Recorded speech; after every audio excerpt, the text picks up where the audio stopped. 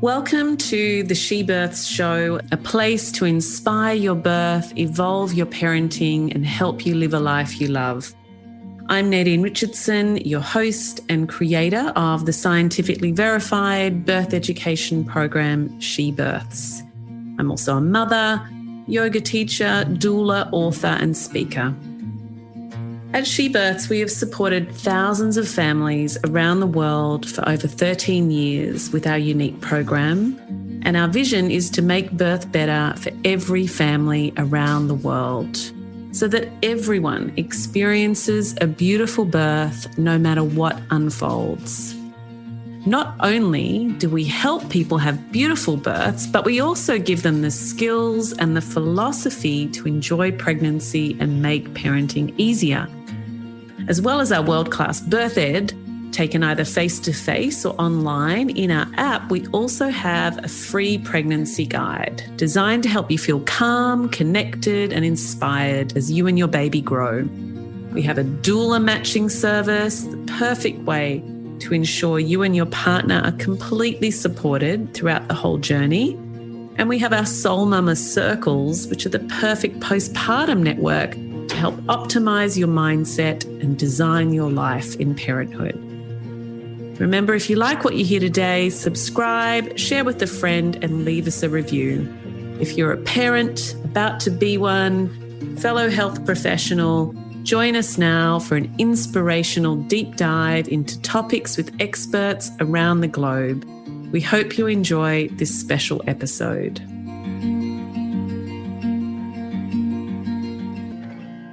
Hello, it's Nadine.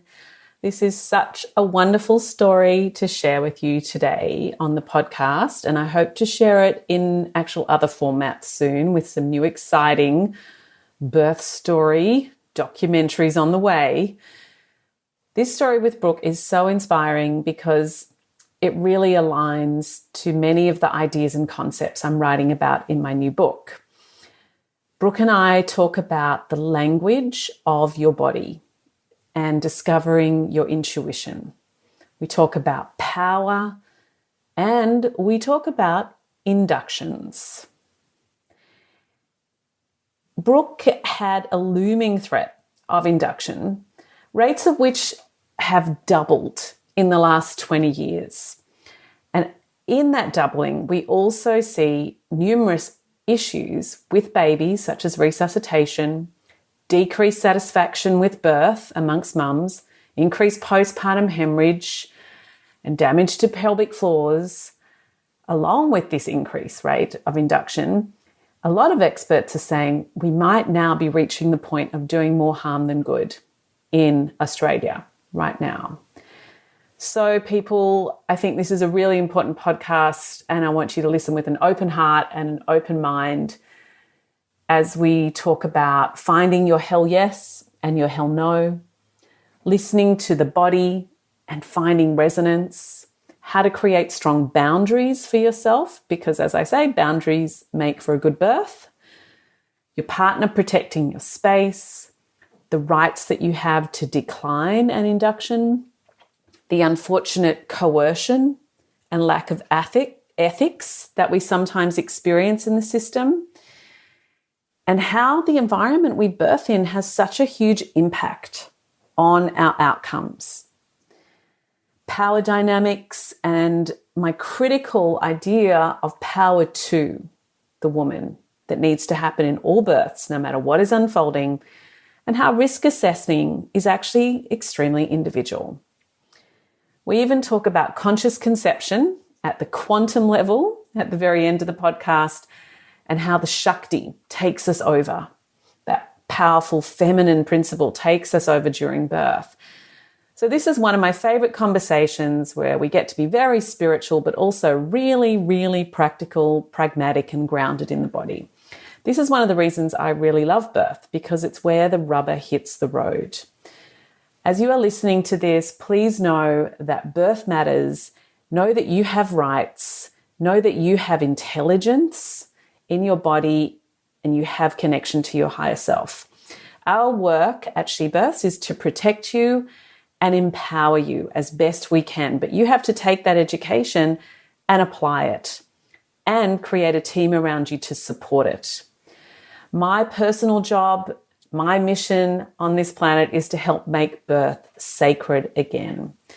So whether you're a mum or a birth worker, if these topics that we're talking about today are of interest to you, then I highly recommend you sign up to my VIP book list, where you will get a sneak peek access to these new ideas, these new writings, discount offerings, and you can perhaps even help me choose the title for the book. It's coming out very, very soon. Just go to shebirths.com/book, shebirths.com/book, and sign up so that we can be in communication and you can be the first to know about all the exciting things. And I really hope that you enjoy and feel empowered by today's story with Brooke. Brooke, welcome to the She Birth Show. It's so nice to have you. Thank you so much for the privilege of sharing with you, being on here, chatting to you. Yeah, thank you for jumping on and organising your cool new babysitter that you found through Find a Babysitter and all that resonance story. I think that probably jumps us into the type of person you are and the work that you do. Actually, when you were just sharing that about how you found your babysitter and there was this feeling and this resonance, and I don't know, that just seems like it's very you. Do you do a lot of things with resonance? Is that something that comes to you naturally? Yeah, I think that's my whole everything. I think it might be. I think it might be. I don't know you. We've never spoken before. And you're doing a Soul Mama Circle. You did She Births online, or did you do it online? Online. Yeah. And then I just had this feeling that I wanted to talk to you about your birth. And when I sent you an email, it flicked back and your business name is, tell me what it is. Full Body Yes. Body Yes. Yeah. Full Body Yes. And I just put out this like Instagram video about embodied consent. And I'm like, how can we have informed consent if we don't know what like a full body yes is and a no, or a hell yes, right? Or a hell no. So anyway, I just thought it was a bit exciting. Oh, it was exciting. And when I saw that post, I thought, and I saw it after you had reached out, yeah, which was just another synchronicity, an amazing synchronicity, because I completely agree with you. How do we listen to our intuitive intelligence, our intrinsic genius, if we're not connected to our body? That's how I found my way into yoga, because my body was screaming at me. And even though I thought I was connected to my body, I was completely disconnected. My mind and my body were not connected at all. And big shivers. And that led me into yoga and learning about the importance of understanding the language of the body. And from that place, from that embodiment, then we can lean into intuition, but it's next to impossible to do that if we're not actually connected to what our body, what our intelligence is actually saying. Yeah. Well, even what is the body saying? So if it gets to the point of screaming, there's been places and times leading up to that where wants and needs for the body were not acknowledged and honoured and acted upon, right? Impulses had been there. But what has happened in that lead up to get to screaming? Were you in a corporate job sitting on your ass like 40 hours a week? Am I guessing? Exactly. Nailed it. Me too. That was me. Not seeing daylight, and I was getting rashes all over my body. I thought I was allergic to everything, couldn't figure it out. And my arms and legs started going numb daily until I ended up in hospital because my legs gave way, basically, and had a bunch of tests and found out after an excruciating night in hospital that it was stress, and I was hyperventilating chronically, cutting off my own circulation to the point of losing feeling in my arms and legs. Wow. So the starting point of finding yoga was learning how to breathe. And it took me 3 weeks to get a breath into my belly, because every time I tried, I would do a kind of hiccup. Yeah. I just couldn't get a breath down into my belly. And when I eventually left the corporate world, funnily, my boss said, "Oh, we're losing the most calm, chilled person in our team." So even I thought I was relaxed. I was just so used to living at a perpetual state of stress that I had no awareness of how bad things really were. Wow. There's so much in that, and it's so mind-blowing. And I suppose I want to acknowledge that the corporate world is not all bad, and we can have corporate jobs where you're not sitting on your ass for 40 hours a week. It has to be work that's aligned with your soul, with your heart, and that can be in the corporate world, right? We're not poo-pooing that.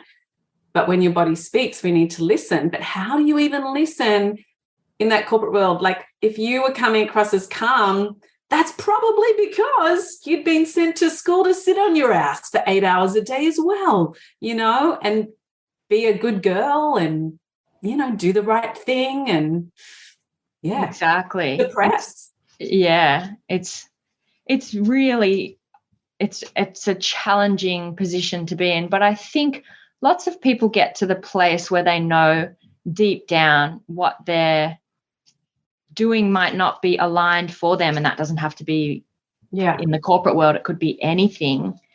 Yeah. And yoga helps that process of becoming aware of our thoughts, of becoming aware of what is the body trying to say to us. And then from that place of awareness, what do we want to do with that? And it doesn't necessarily mean quitting. It means we can be connected to practices that nourish and replenish us and still be in the corporate world really happily. You're just making me laugh because I lasted 18 months and I was the first person in my whole family to be self-employed. Like, I just never thought like a yoga teacher or self-employment was like ever going to happen in my life, right? And I'm 22 and I have like the dream job in documentary film with like the best boss in the world. Like, she'd been a documentary producer for like her whole career, like 30 years. And she was so kind. And she's like, I'm not going to do the board meeting today. Can you go in and just do the board meeting? You'll be fine, Nadine. Fine. Why don't you come down to Adelaide to the documentary conference with me? And all the other bosses were like not taking their assistants even out for a coffee, and off and it was just like, and then it got to the point where I was like, guys, I'm going on a 2-hour lunch break because I'm teaching a yoga class for Acharya who can't today in the city. And I've got to leave early because I'm teaching yoga at like Sydney Uni. We just watched yoga in the gyms, and it just became more and more. And then I asked for a pay rise twice and they gave it to me. But like you, I had cysts on my body, a big cyst, a giant cyst on the back of my body. I couldn't lie on my back anymore. It was just like this big pocket of like unhappiness, Yeah. And I was trying to make it work. And I had this like what I thought was Buddhist saying in my mind going, you should be able to be happy anywhere. You have the checklist and you should be able to be happy anywhere. That is the goal. And it's true. That is the goal. That's ascension and enlightenment, to be, who you are, wherever you are. But, and I remember running into the ocean one day at South Bondi with my girlfriend, and she said, you can do it. Just look at me. I've just left my job in science to become a full-time yoga teacher. And she said, you can do it. Just trust yourself and jump. And we just ran into the water, and that was so symbolic. And I left my job the next day, and I never looked back. And never looked back. But I still didn't know how to listen to my body, because then I could still take that sort of very yang mindset into work, even as a yoga teacher. Yeah. And as a yoga teacher then, there weren't that many studios. Well, there was hardly any, actually. There was no Dharmashala and there was no Body Mind Life. They weren't around. We used to drive everywhere to teach. And so you'd start at 6 a.m, so you'd be up at 5, and then you do a lunchtime class somewhere else, and then you come home, and then you might do an evening class.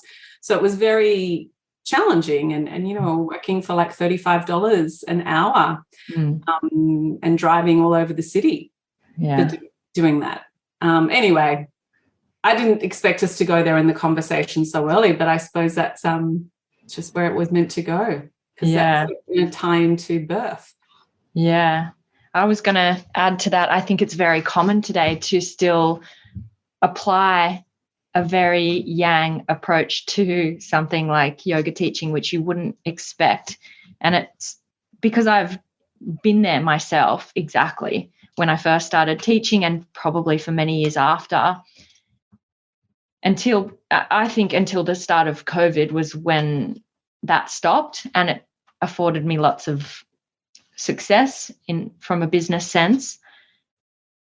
But now I'm very mindful of who am I looking to as my mentor, and do I know what they're like outside of a class setting? What are they like in their family? What are they like in the way that they treat people, in the way that they really live their life? And that's far more important to me than a capacity to have a good yoga class, cue really well, be good at alignment. What kind of person are they? Yeah. The enlightenment, like the embodiment, and not just the enlightenment, which is often very mental, and can recite doctrine and dogma, which is usually just some Instagram post that gets bandied about in a classroom. But yeah, that enlightenment and that embodiment, I think that's perfect. You're going to dodge a lot of bullets, darling. I can give you the names of a few bullets to look out for. Because there's a lot of power in the yoga room. There's a lot of Shakti.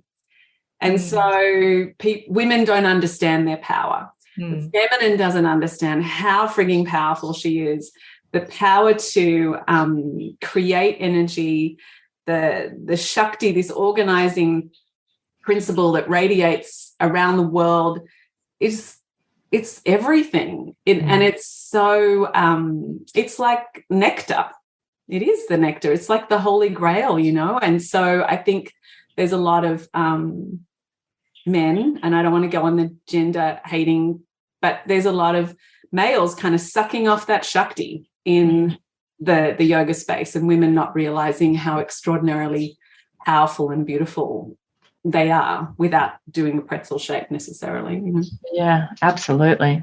So do women realize how powerful they are when they're giving birth? What do you reckon, Brooke? I don't think so. I mean, tell us your journey. Like, what was your journey? So when you were pregnant, like, how did you find she births, and what happened for you? Because I think education is one of those critical elements. It's a foundation from where we can move from, and the beginning of informed choice. Yeah.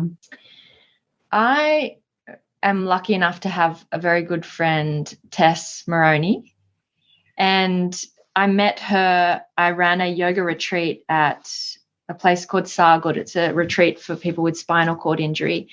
So Tess had a spinal cord injury. I met her there. She was one of the participants and was pretty recent out of her accident. Yeah. And we ended up becoming really good friends. Just so happens we have the same birthday. We're really aligned. We just saw heaps of similarities. So after that, stayed very, very closely connected. And then she got pregnant and, fell in love, got pregnant. Such a good story. Oh, so beautiful. She's such a magical human. Yeah. And after I got pregnant, she had her little boy. And so I went to meet him quite soon after she had given birth. And within about 5 minutes of being there, I drove up to Newcastle to see her. She said, "Do you want to see the birth?"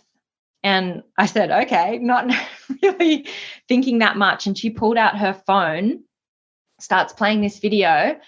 And I said, "What's that?" And she said, "That's my vagina." And it was so close up, I actually couldn't tell what it was. And it was Benji's head coming out. And so she plays this video for me, and it was the most peaceful, calm, extraordinary few minutes that I could never have imagined birth was like that. I'd never heard about birth being that way. And it blew me away. And so she recommended to me afterwards, you have to do she births. And if that was my frame of reference for what my birthing experience could be like, I was all in. So that was a really pivotal moment for me, seeing that. I'd never seen any birth, been present at birth before.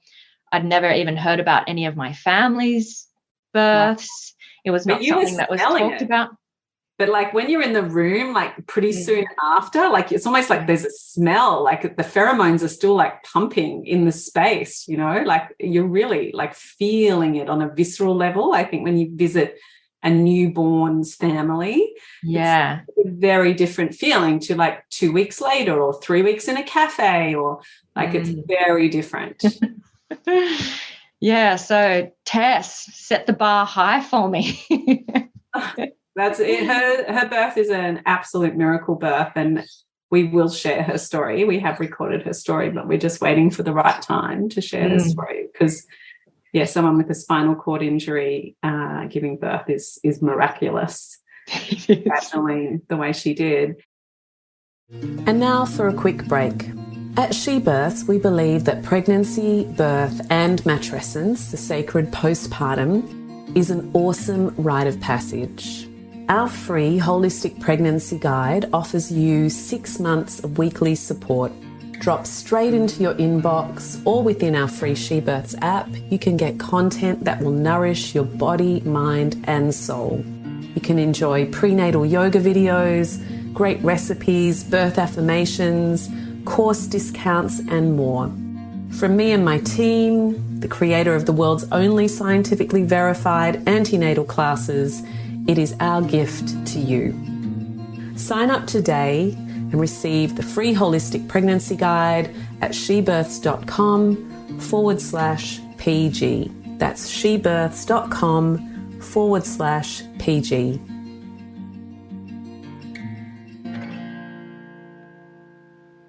But so you were, really exposed and educated in that moment, right? There was a profound shift that happened in your mind around what's possible, it sounds like. Yeah. And even prior to that, so I really didn't know much about birth. And when I got pregnant, it was immediately a steep learning curve.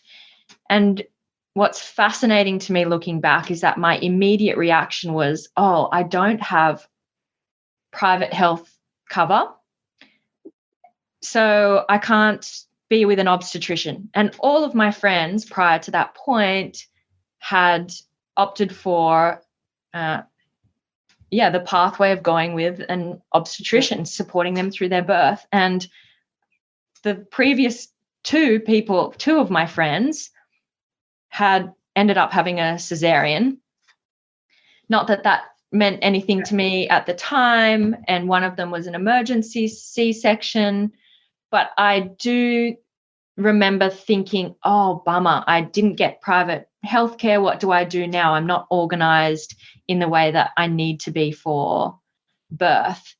And it was only after chatting to Tess and starting to talk to other women that I even realized there were other birthing options. I mean, it was where I was at, and it is where so many people, like just this week, I already helped 2 people change and understand the difference between private system, public system. Should we pay the extra for our private healthcare this year?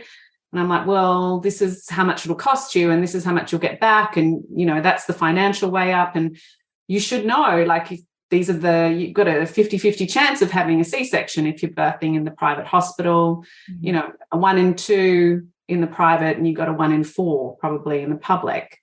So, it's up to you. What type of birth do you want to have? But you could use that as a framework. People, right? And then we were living in Smiths Lake at the time and intending to birth up there. So I did think about home birth, but the closest hospital was an hour away. So there's one woman that facilitates home birthing up in the area, but I would have to hire a place close to the hospital around the time of birth for a month or, plus, and it was just not really feasible. I didn't really want to birth up around there, not close to my family. And I ended up applying for the midwife group practice out of Northern Beaches Hospital, and had a midwife friend who I think put in a good word. So I was lucky enough that I got in, and just said that I lived at my parents' place because they live down in Sydney. And then when I did get in, I thought, okay, this is going to be the path for me. And we ended up actually moving to Sydney very last minute before Lotzi was born. Beautiful. Yeah. So when did you do the online course, and how did that kind of figure for you in prep? It was a game changer. I look back now and I think I'm worried about how my birth would have gone without it. Because every lecture, every session of the online course, we did it quite early and while we were up in Smiths Lake. Otherwise, I think we probably would have done it live in person in Sydney, but we're in Smiths Lake. So it became our nightly ritual together, my partner and I, to watch the videos and have a chat about whatever topic it was about.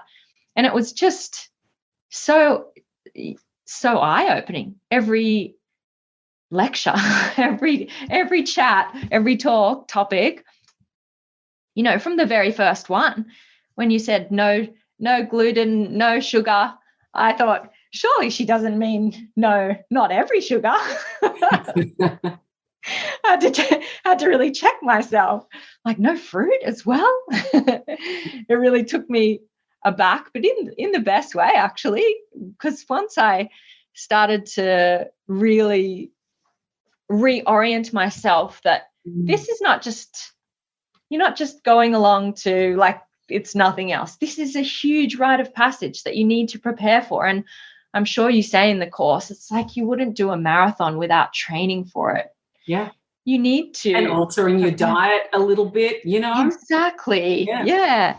So it makes total sense. And the more that we went along through, the more that the course progressed, it makes more and more sense. Of course, I need to be doing things now in preparation for the lead up for this huge moment of my life. And the more that I did, the better I felt. Yeah, so, that's right. It's like this beautiful feedback loop of like, oh, I take care of my body and it makes my mind feel better. I gain more knowledge.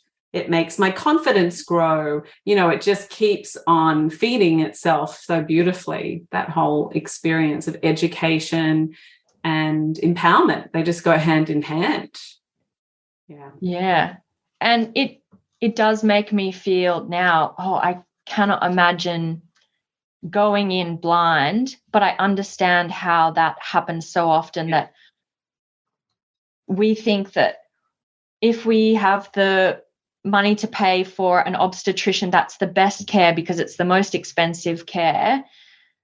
So I'm in the best hands. I don't need to do any preparation. And you go in, see an obstetrician, and from what I'm told from my friends, it's the options of birthing are simplified to the point of, here are the pros and cons of a physiological birth. Here are the pros and cons of a C-section. Do you want to book in a C-section? And you make a decision then and there, quite early on in the process. And this is happening for very, healthy, low risk, normal birthing women. Yeah.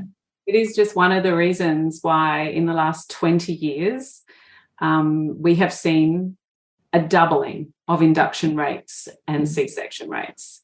Yeah. It's really full on. And this is why I'm committed to writing and being a bit more fiery in my work, because education's actually just not enough anymore. It's just not enough. We're coming up against a lot of fear in the collective, and we're all being impacted by that, our mental state, plus the plasticity of our brains. It's so important that we protect the sanctity of birth inside our own psyche. And so it's so critical that we're discerning around what we view and who we talk to, what our exposure is in our pregnancy, and also take into account what we have been exposed to, what we've been normalized towards. So are you listening to, a story each week of a medicalized traumatic birth on like a generalized podcast about it? Someone who doesn't know how to explore the depths of why and resolve trauma. Exposure, I think, is really important after the education element. So did you do anything after? Like, did you watch all the birth stories and read stories, read other books? What else did you do to look after your mind? Yeah, I was definitely very protective about what birth stories I was consuming. And I think She Births educated me on the importance of that. Otherwise, I wouldn't have known. And I think most births, I had an idea that birth was traumatic, as I believe most people do when uninformed about it, when uneducated about it. You just don't know birth can be the best day of your life, the most magical experience. The general consensus or the general collective understanding of birth is that it's traumatic, or it's a medical event. It's a medical event. Yeah, exactly. And so, I was very protective about what stories I took on board. I honestly can't really think of that many positive birth stories that I heard beforehand. I was listening to some Ina May Gaskin stories, but I found that every time I listened to birth stories, I would just cry. Even they wouldn't even need to be emotional stories. I think I was just really hormonal. So as soon as I had the audibles on, and as soon as they would start playing, I would just burst out into tears. So I didn't really listen to that many. I found really great social media accounts to follow. And that was really amazing. I remember seeing a post on a woman that had birthed her membrane sac in advance. And I thought, oh my gosh, what on earth is that? And that ended up happening to me. And I think I would not have known how to handle that situation if I hadn't seen it in advance. So social media, podcasts, She Births, and the more of the She Births course that I did, the more other podcasts that I started to listen to. And I did a prenatal yoga training, and everything was so aligned with She Births, because obviously She Births is yoga based as well as science based. And that just, got me fired up, actually, in a good way, in a very good way. Fired up to protect my knowing of what then became, or what I then learnt was possible from birth. Yeah. So what was your intention for birth? Like, did you guys you and Josh, did you set an intention? Like, what did you do in those conversations? Did you do a vision board? Like, what were you walking into the hospital wanting? I wanted a natural physiological birth with zero intervention, no coaching, just no doctors in the room. and that's what I said from the beginning, my first appointment with MGP. Right. Beautiful. Yeah. Which they said they would help with until it didn't go again, until it didn't really align with hospital policies, which happens pretty quickly. Yes. So that's where we can jump in. So we talked about education and exposure, but what about the environment? How does the environment we birth in impact our experience? And I say it impacts things greatly. So tell me what happened when did labor begin? Like, what was the journey? I was 41 plus weeks. I guess there was some debate about the due guess date because I knew the date that we conceived, and I had been following my cycle. And even from actually first going when the doctor's saying, go and, see the heartbeat, I knew it was going to be too early because I have a long cycle. I ovulate late in my cycle. It physically wouldn't have been possible for a baby to have a heartbeat. But every woman is based on 28-day cycle. You ovulate on day 14, which made no sense to me. I talked to multiple doctors about it, and they said, no, this is how we always do it. So the first dating scan that I had, there was no heartbeat, which was heartbreaking. And I intuitively knew already it was going to be too early, being pressured to go to the doctor too early. Yeah, it was really emotional.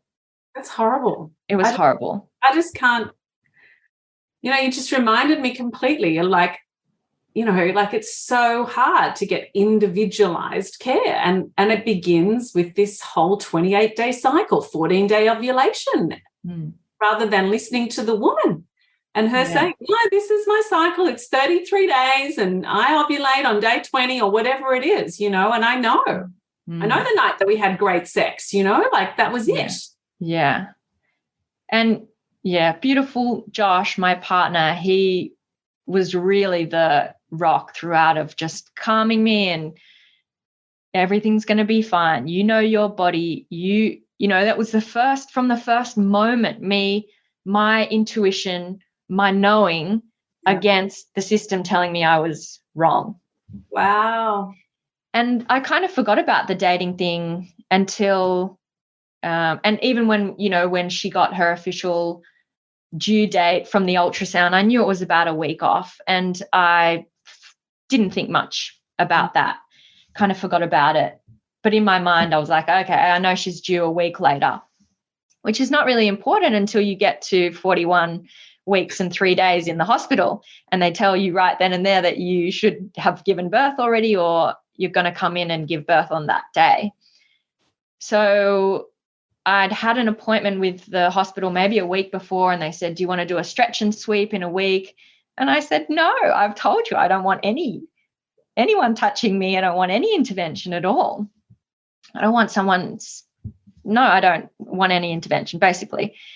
And they said, okay, well, you're going to come back next week. If you haven't gone into labor, you'll talk to the doctors about induction, a formal induction. And I said, I told you from the first session that we had, I'm not willing to have an induction. And also in that time, my mind is going a bit loopy because in my head, I'm thinking, what if this baby decides what if I'm never going to go into labor? And I started Googling, what's the longest period a woman has gone without ever going into labor? So an amazingly long period of time. I've heard some really crazy I'm pretty sure someone had dates wrong when they write down 52 weeks. But anyway, so I'd been at comes out. But anyway, I'd been at the hospital that morning. Doctors came in and basically said, when are you going to have an induction? We got into quite a heated argument, and the doctors pulled out the statistics on me of, every week from now, your chances of having a stillborn double. So you're putting your baby at risk of dying.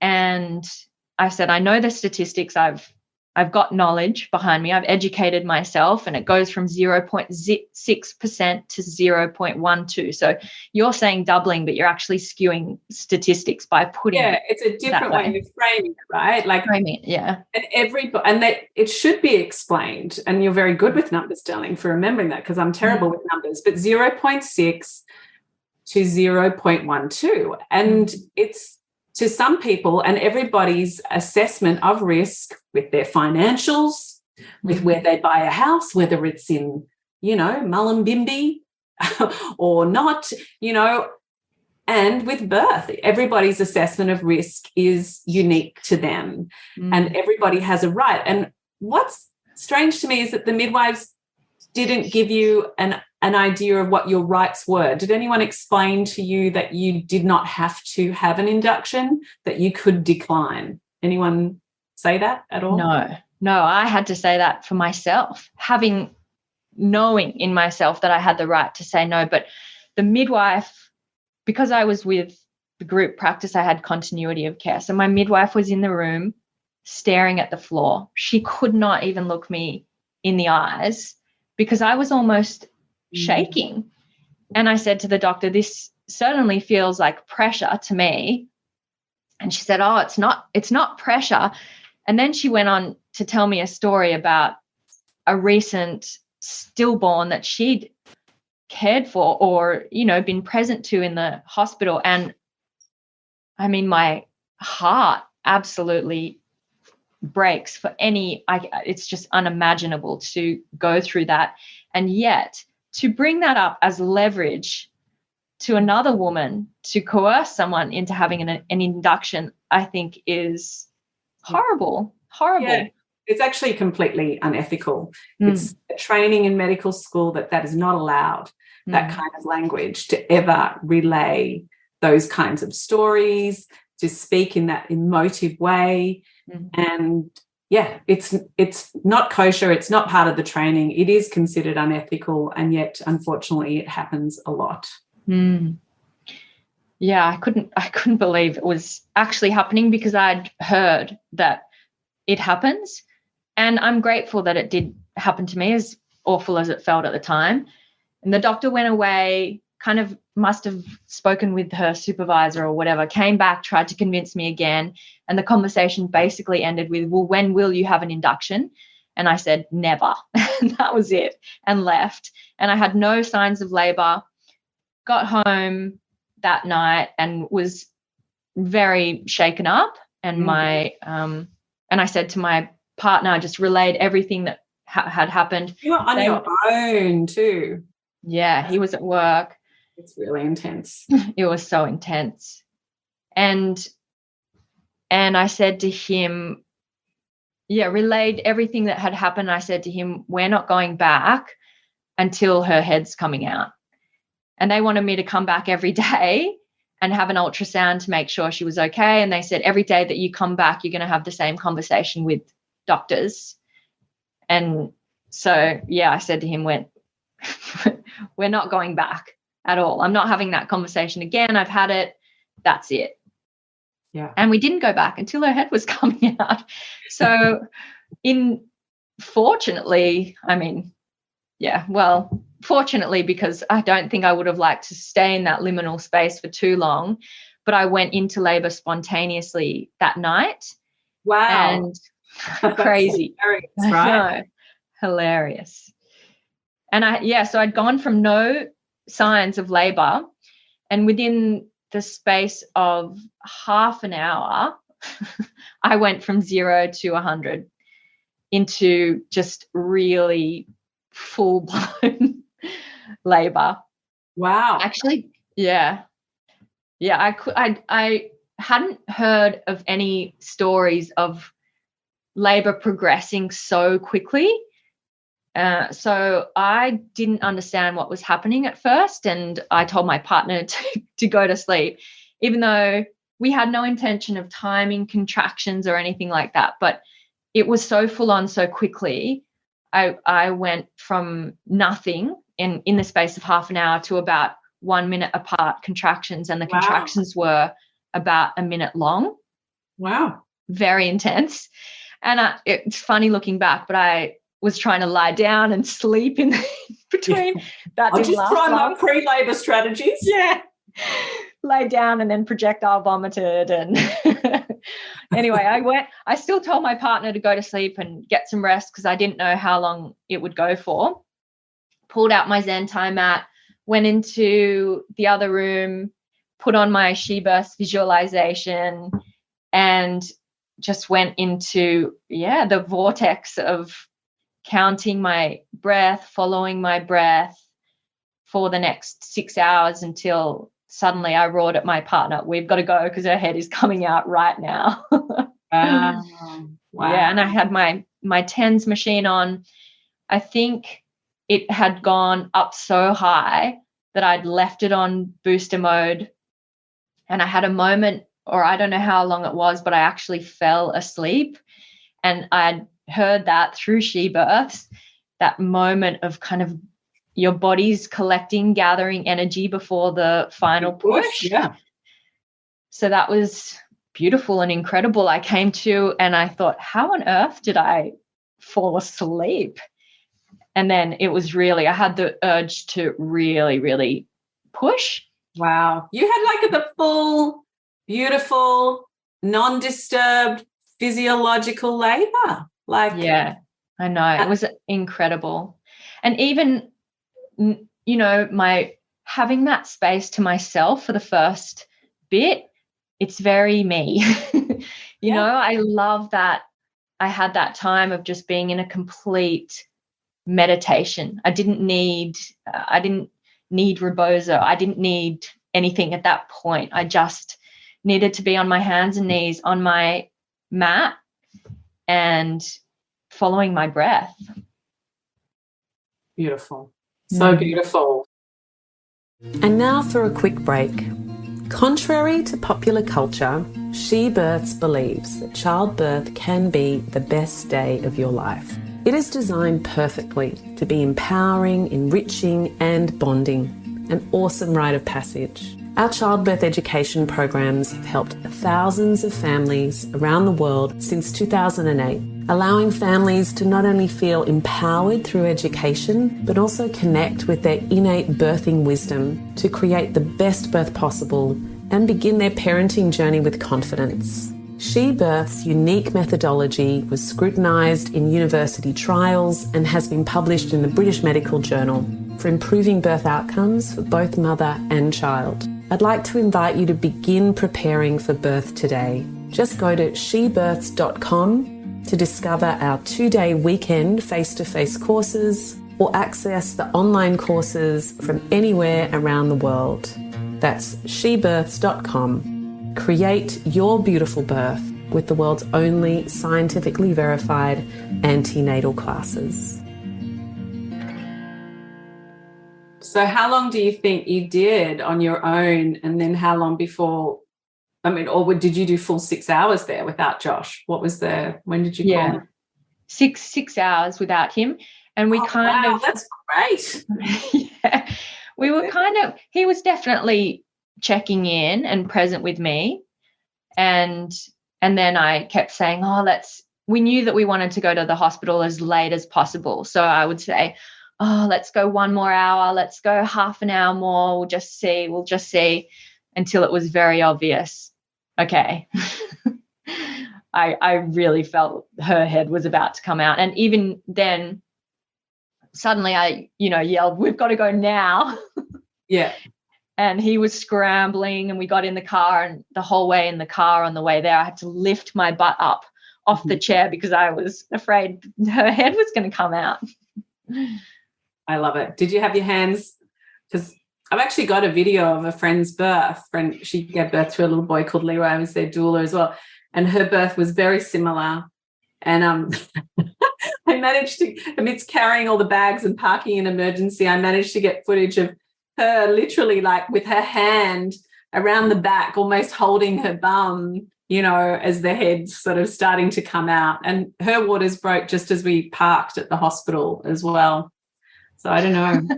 But and I've thought, oh no, we can't put that into the She Births channel because that'll freak people out about how fast things can go. But you managed to make it, right? We managed to make it.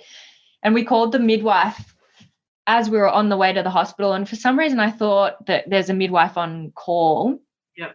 I thought she'd be at the hospital, but she wasn't. So she was confused because it wasn't actually the midwife that I'd been working with. And she said, "Does your midwife know that you're in labor?" And we were like, "No, you're the one. You better come because we're on our way." And even as we got to the hospital, they said to Josh took me up. I had a huge contraction in the middle of the foyer. Some guy was like, "Good luck, mate." And then the midwives that were up there said, "Don't worry, Josh, you've got time. You know, she's first birth, you know, they'd asked the basic couple of questions." And so he'd left the car right out the front. He went back to park the car. What? And then they checked me and they said, "No, you don't got time. Call him." So I called him. Was straddling the end of the bed.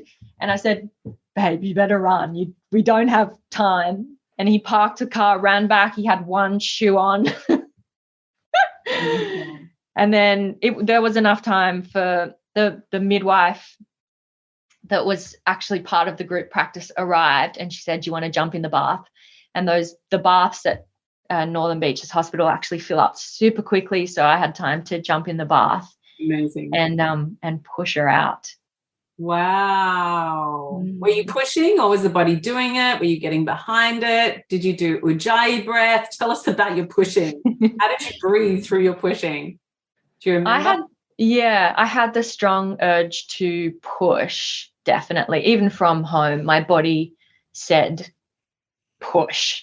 And before that, the contractions hadn't felt like pushing. There was a really distinct shift in what I felt from the intense surges, very intense, to okay, now I really want to push. And when I was standing at the edge of the bed first, while the bath was filling up, I didn't know what I pushed out, but I thought, okay, this is probably her head coming out, and it was actually the membranes. So wow, her sac, which never broke, or must have broken at some point because it was in the bath intact at the end.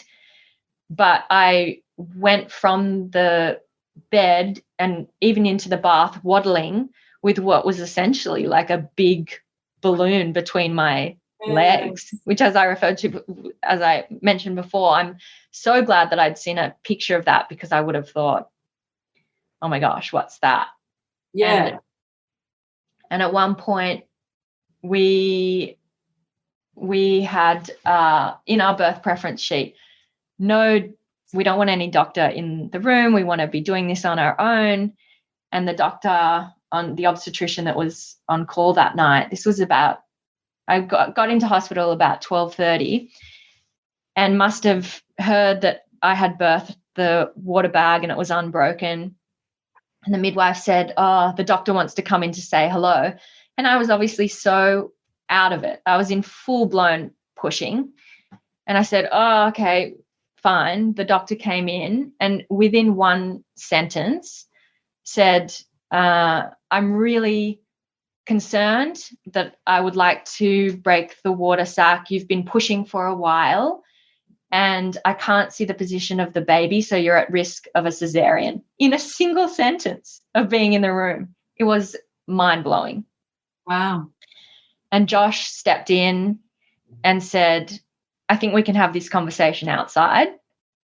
And she said, "No, Brooke needs to hear this." And he said, "She's heard it. You can go now." Wow.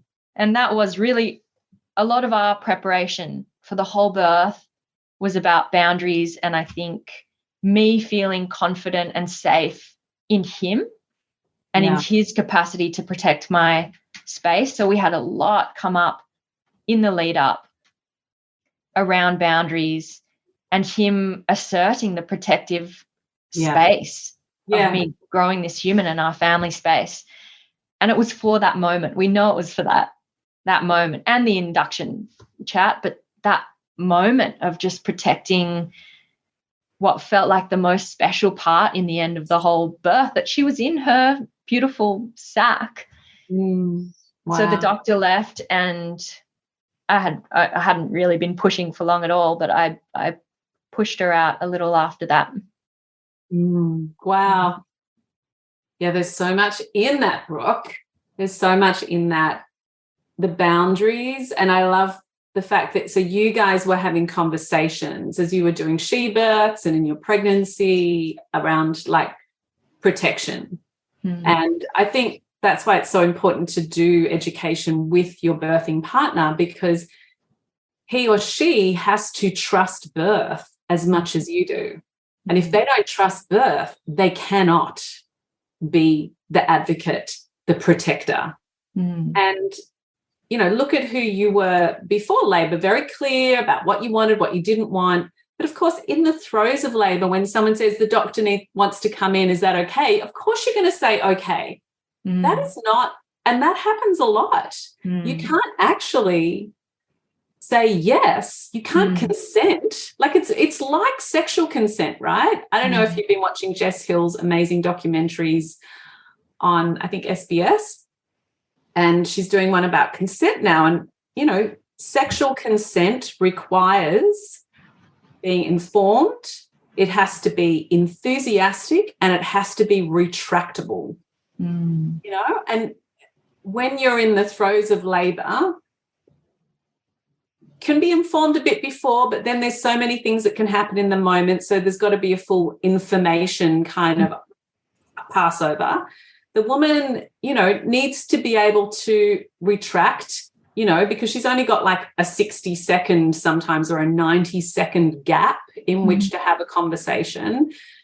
And it might sound enthusiastic, but really it might be the goddamn intensity of the contractions and her just trying to squeeze in some words before the next one comes, you know, that's sounding enthusiastic as well. So how do we really have informed consent without a birthing partner or without our midwives also protecting our space and advocating for us, which, like you said, also becomes compromised by protocols and policies. And politics, the politics of, you know, shit, I've got to work with this person, you know, for the next 20 years. Like, how much can I really push back and advocate if I want to for this mother? You know, when I actually have to sit in a tea room with this person and they're going to be pissed, you know. So politics, protocols, paperwork, these are the 3 Ps that I just say, like, really interfere with birth. You know, really interfere. And the impossibility of when your frontal lobe is melting down with endorphins and oxytocin, how can you really be providing informed, enthusiastic, retractable, you know, embodied consent? You actually just you can't.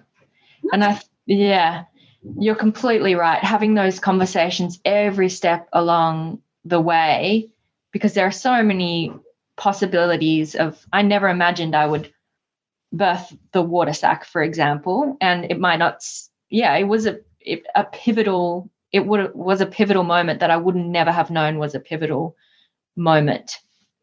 To have someone come in and potentially break that, I just don't know what the ripple on effect could have been of that. And so having those conversations with Josh along the way, and a lot of the conversations were more about me kind of pushing and prodding and being really feeling, you've got my back, right? You've got my back. And life in the lead up was giving us plenty of opportunities for me to see, yes, he's 100% got your back. And he kept making jokes that he'd turned into a prickly cactus. And he is honestly the most lovely, warm, you know, nurturing person. But he got fierce with boundaries in a way that I don't think he ever had in his life before, and had never asserted himself in that way of, this is our sacred space. If our nervous systems and the nervous system of our baby is compromised, no one is entering that space. And that was what it was like in the lead up. So I knew without a shred of doubt going into birth that he had my back. And I don't think that's possible between every couple. And I think that's when a doula can come in, or someone else that you really, really trust to know what you want, because you don't have the faculty to assert yourself when you're in such a different, you're halfway between here and heaven, pulling your baby down. That's right, exactly. In an altered state. Absolutely.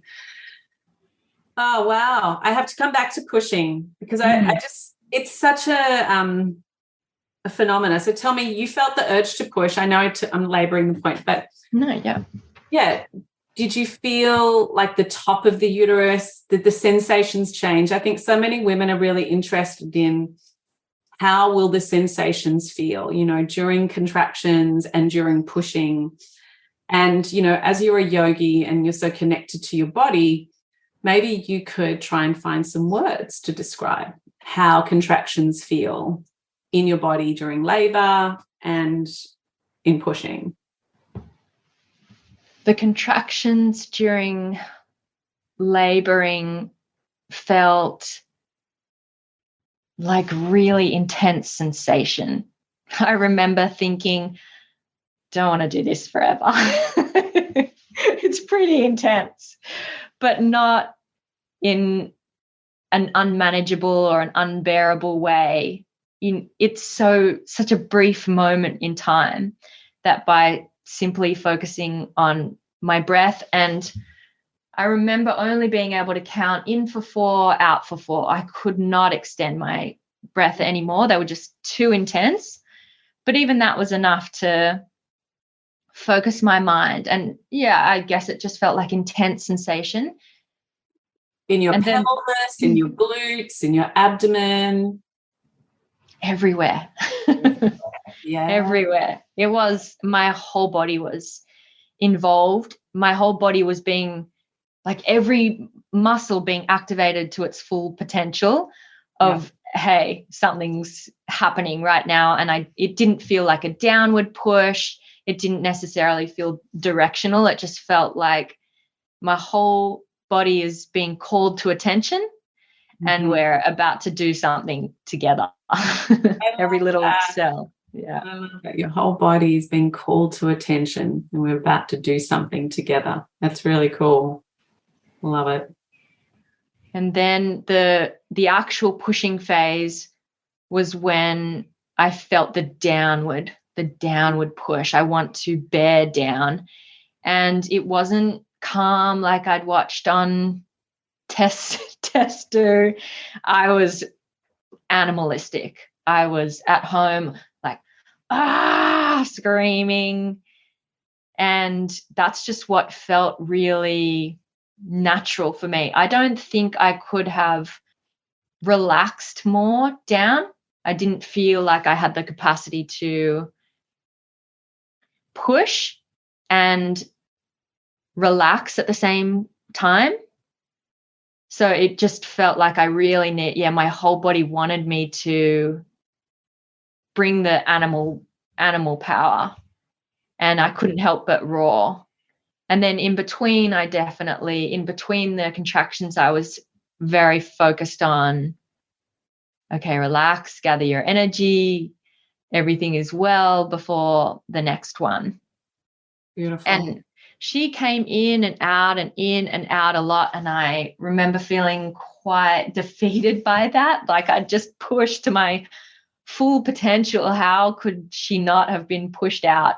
And the midwife was really amazing, actually, at talking me through and saying, this is what your body's meant to do. You know, it's stretching. She's meant to go in and back out. And I could feel exactly where she was. It did feel a little bit defeating, feeling like I pushed her out so much, and then she would kind of go whoop, back up again, which to what felt like all the way back up. Mm-hmm. And Josh was in front of me, just talking to me, telling me that I could do it. And on the final push, I looked him in the eyes and I just said, help me. It was like the look of terror before the final push, just help me. It'd probably stay with him more forever than it will with me. Classic. Yeah. And he was like, you've got this. And then after her head came out and her body wriggled around, I said, no, baby, no, because that was a really intense moment of feeling, okay, she's wiggling herself into place, and then the rest of her body, she had to rotate herself, and then she came out. Wow. I love that. I love that you're so honest. Thanks for sharing those beautiful words, and I hope Josh is okay. Yeah. Oh, I love it. It reminds me of a friend who had her second, and it was happening so fast, and she was sort of standing up and she grabbed hold of his arm and all she could do was just like dig her nails into his like biceps and just like drag them down his arm, and like had these like big cuts down his arm. But oh my you know, gosh. I don't mind. It's all right. You know? She was like, it was just so fast. It was just so fast. I had to like, that's all I could do was hold on. In the lead up, I kept saying to him, pack your boardies. You know, I probably want you in the bath with me. He was like, I don't know about getting in the bath with you. But he was, right? He was in there. He was on the side of the bath. So we were face to face, which was perfect. Yeah, I actually needed him face to face. Yeah. And so who caught her? The midwife did. Yeah. I don't think I could have. I was a little bit lagging in mentally. I don't think I could have reached down and pulled her up or anything. It took me a couple of minutes even to ask what sex she was. The midwife was like, have a look. Yeah, but it's a really good word that you just described, the lagging. Because, what happens then once baby's there, you're landing and then meeting. So you do, there's this catch-up period of like arriving back in your body, you know, like you say, being stretched to heaven and beyond. And, really the body is taken over by Shakti, by the force of nature, by the intelligence of nature. It's always present within us, but we just yield and she takes us over. And, there is a landing, a lagging and a landing and then a meeting. And that's really beautiful to not rush that, to just let that happen. And I think on a sort of blood level, there's all those hormones, the oxytocin and the endorphins pumping through the body, working the muscle, the uterus. But then it does take time for it to cross back over the blood-brain barrier and then for the brain to kind of catch up. That's what's going on as well. Yeah. It brings me back to your first asking, are women in their power when they give birth? I mean, how could a woman not be in her power? I guess my initial response to your question was that when we don't often have the opportunity to be supported in that full power, or we need more support around it. We need more education, more support. We need more environments that are conducive of handing back power to the woman to do what comes most naturally, which is to, you know. Yeah. Another thing I'm writing about in the book is power, right? And so the patriarchy is power over. And what happens in big hospital systems and corporations and so on, and in relations for some people, is this power over dynamic. My son who's studying philosophy, Leroy, told me about soft power. Soft power is what you experienced in your conversation with the doctor about induction, that coercion, or often it's a grooming that begins, you know, early on for some women, you know, comments like, oh, I think your pelvis is a little bit small and the baby's looking a little bit big. And, you know, this is soft power. And so what's considered the sort of noble way to live and to operate in the world is power with. You know, I have power and you have power, and we can share it and we can pass it between us, and we can help each other grow in our power together. You know, that takes equality. And if people want to tune in, they can listen to the podcast with Kemi Neckverpill, who wrote the book Power, and also Ella Bancroft. We talk about power as well in the patriarchy. What really dropped in for me last week was birth needs more than that. Birth needs power too, because the woman cannot advocate for herself.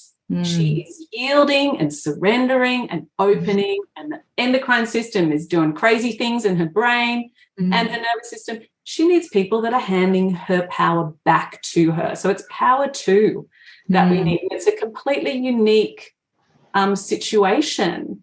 There's no other time when there is so much power. The Shakti again, like in the yoga room, on the yoga mat, you know, the nature is there and the pheromones are spreading, and it's like people can kind of sniff it. They want to come into the room. Oh, the sacs come out. Oh, let's have a go ponder and let's like poke and prod this, you know, like that's a part of this unique thing that's just happened. You know, I've never seen that, never seen it. And I've spent thousands of hours in birthing rooms. But yeah, this power too. We have to hand power to the woman. And this is what I think is, you know, when we use terms like woman-centered care, but I think it has to be very explicit. We need to hand power to the mother.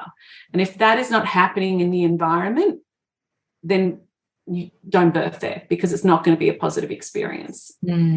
Yeah, I love that. Good. Okay. Good downloads of the book. I better finish it. I think it makes sense, right? Oh, absolutely. Yeah, absolutely.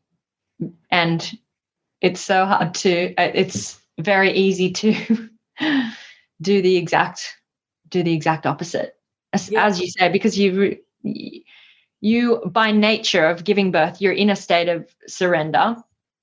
You can't be in your power on an energetic, subtle sense, as well as cognitive, intellectual, I'm responding to the doctor sense. That's right. Exactly. Yeah, that's really true. The nervous system is gone one way and you can't pull it the other way. No, it's just not possible. Yeah, it's true. It's really true. So what are you embracing right now from your birth? What would you say if you were harvesting? Like I call it the birth harvesting. What would you harvest from your birth? What were the gifts and the treasures that you're going to hold precious to yourself in your journey? Definitely the connection between my partner and I that developed through the pregnancy, that it felt like we were a team the whole way. And that was, you know, strengthened us more and more every step. And to feel like we entered it, and it's not just me birthing by myself, it was, we're bringing this baby in, you know, to earth as a team, was incredibly special, and a really important foundation for us bringing a new human into the world together. And I love the idea of what you were just saying with power, even as you start parenting, of feeling like we have such different roles. And I've gone so deeply into this with the Soul Mama circles that I've been doing, which have been a real game changer as well. But understanding how our different roles empower us both, because you bring something very different to the table to what I bring to the table.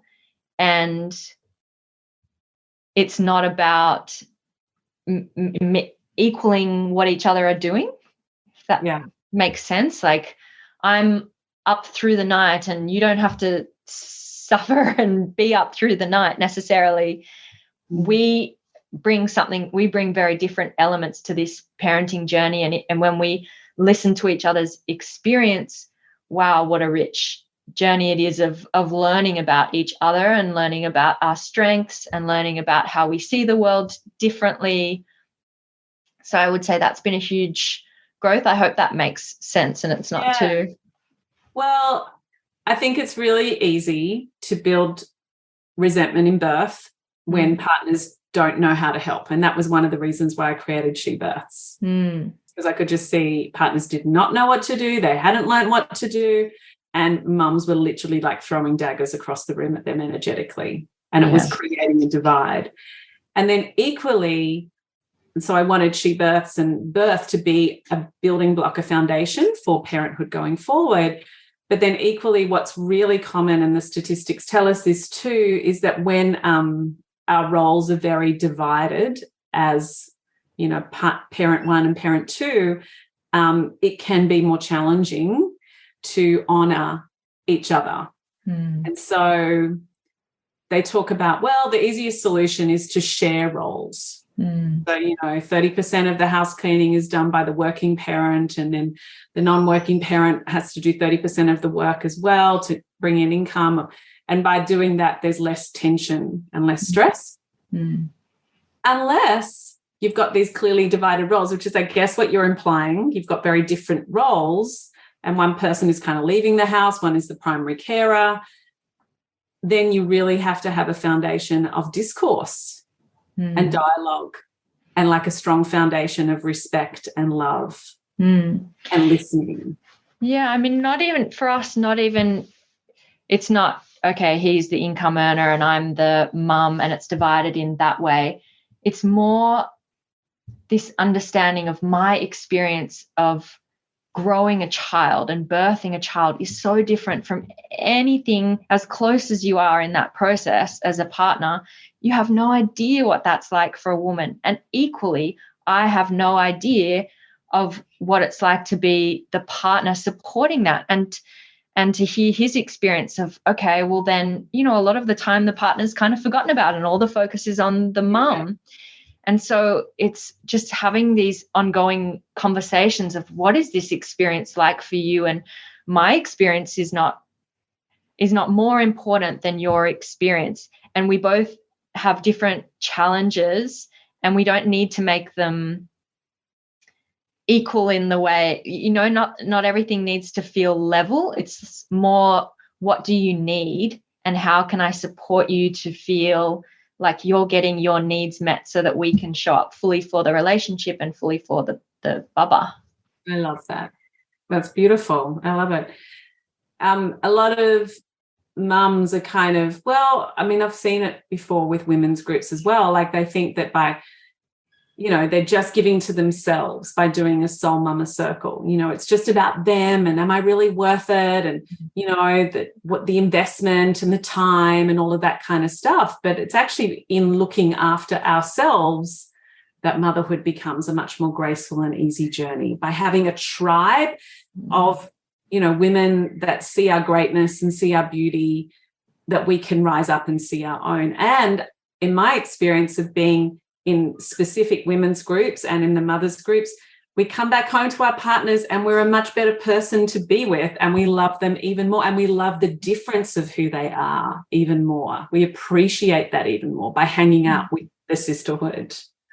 Oh, 100%. Josh loves it when it's Mother's Group Day, because I always come home buzzing, in a good mood, and want to be a fairy about the house and make dinner. And he loves Mother's Group Days. Oh, that's so nice. That's so nice. That's so nice. So definitely one of the gifts is this connection and this beautiful sort of enhancement of your relationship that you've gained from the birth. What else are the gifts for you?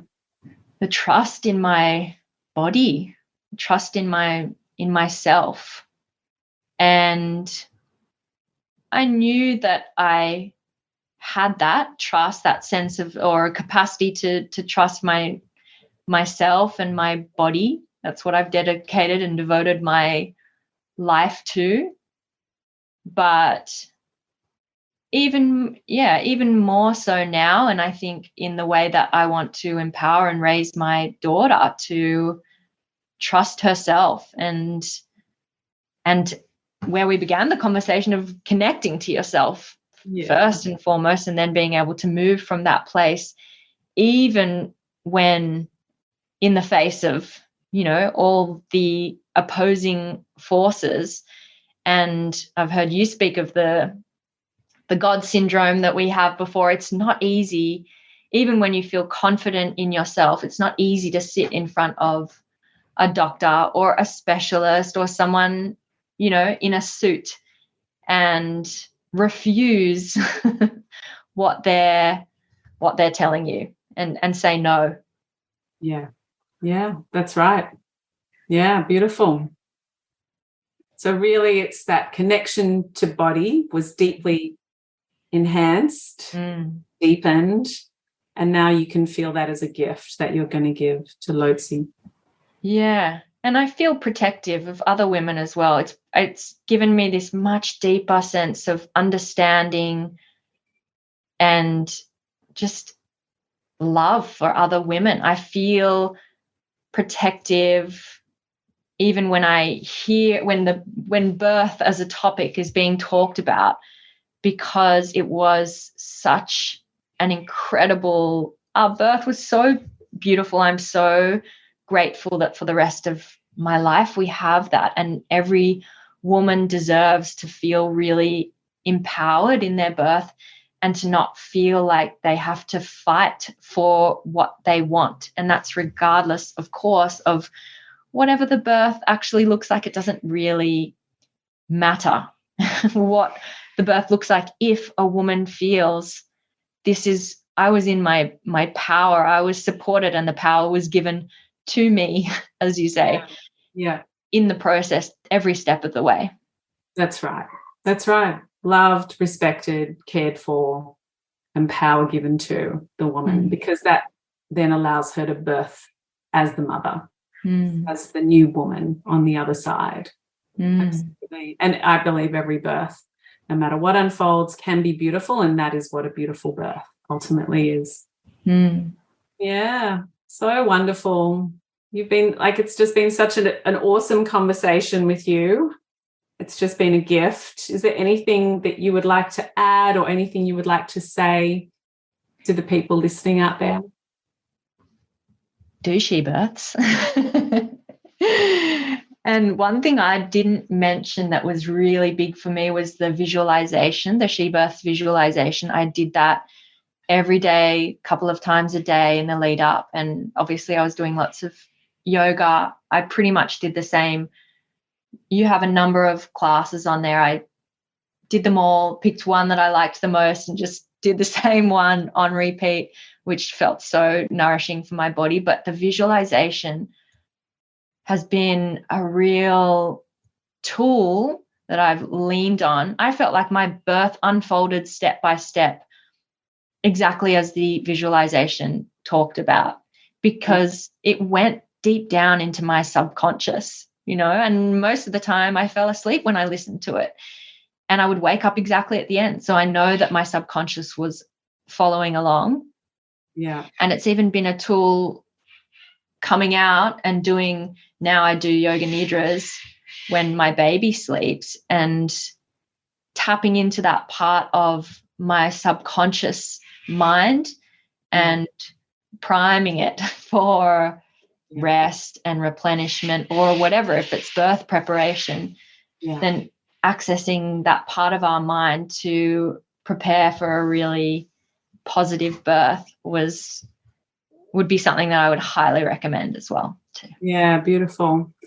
I think it is our visualizations as well, for people who are listening, are not classic hypno style. They're body based, and they're yoga nidra style, where we go into the body and relax the body as deeply as possible. And I believe in relaxing the body as deeply as possible, as consciously as possible. Then it allows the subconscious to wire appropriately, which is really just like the visualizations are just realigning you to the truth of who you are and what is available to you. So really it's just relax and enjoy, relax and let go. Yeah, it feels great. Yeah, it feels so good to relax and let go. Yay. Thanks, Brooke, for sharing. It's been so nice having you.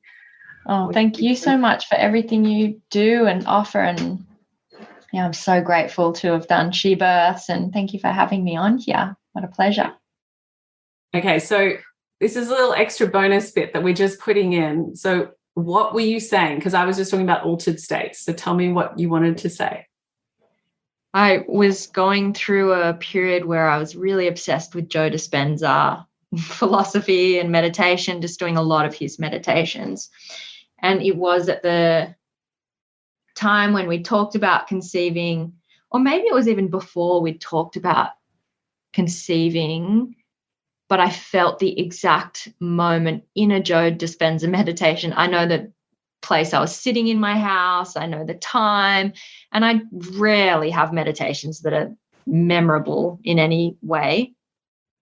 And I felt her presence, like a little fluttering fairy, come into my field, and I knew a girl was coming. Wow. And when we did conceive, we never wanted to find out the sex. I knew it was a girl. I knew it was her the whole time, to the point that, I couldn't even contemplate or discuss with my partner any boys' names. He didn't really believe me that I was so sure, but I was very, very sure in every cell of my body that moment that she entered into some part of my realm. Yeah. And then I knew she was a girl. So so basically you're connecting into 5D, you're connecting into the multiverse, into quantum. And this is exactly how I felt it when I conceived. The spirit, this other spirit, just sits in our field, kind of waiting to see if they're going to embed, maybe make it through gestation, maybe be born. That's a whole lot of stages to coming into this 3D world.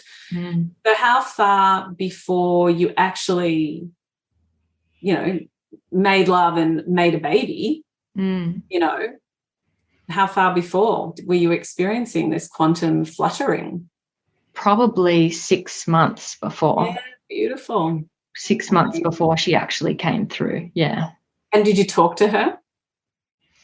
No, I didn't have any conversation. It was inner smile and inner knowing of, oh my gosh, she's there. Yeah. And that was the moment, the pinpoint moment of just a little flutter in my field. Yeah. Wow. And you could feel it. Very visceral. It's very real. And then, was it very conscious then, conception for you guys? Conception was, conscious. We talked about it, and yet we wanted it to be like I was tracking my cycle, so I knew when I was ovulating, but we still wanted it to feel spontaneous and to be a product of love, not rigid or too planned or too methodical. Yeah. So we just had lots of sex all the time. And do you remember the day, the moment, the act that it happened, or does your partner? Because we do. We both remember. Yeah. We both know which lucky-o it was. Yeah. Yeah. Nice. It was a memorable one. They all were, but extra memorable. Oh, I love it. The biggest of the surrender. Yeah. Although when I did tell my partner finally, oh my gosh, I'm pregnant, and he said, or when people started to ask us, oh, were you trying for long? He said it was almost the first time, wasn't it? Yeah. We shag like that all the time, don't we? 6 months we'd been on this journey, I think. Going at it. In his mind, it's first time. Yeah. Not quite. Not quite. Cute. I love it. Thanks for sharing. No worries. I'm Nadine Richardson, and you've been listening to the She Births Show. If you've enjoyed this episode, please subscribe, share with a friend, and leave us a review. We'd love to know what you would like to hear more of. You can find me and my team of amazing doulas and educators at shebirths.com and our awesome community on Instagram and Facebook. Within any good app store, you can download our free pregnancy guide via She Births, 2 separate words and plural, as well as access a range of online courses. Remember, when it comes to having a better birth, an easier transition into parenthood, Your education is your empowerment. Don't forget to check out the catalogue of previous podcasts, and thank you for tuning in today. I hope you enjoyed the show.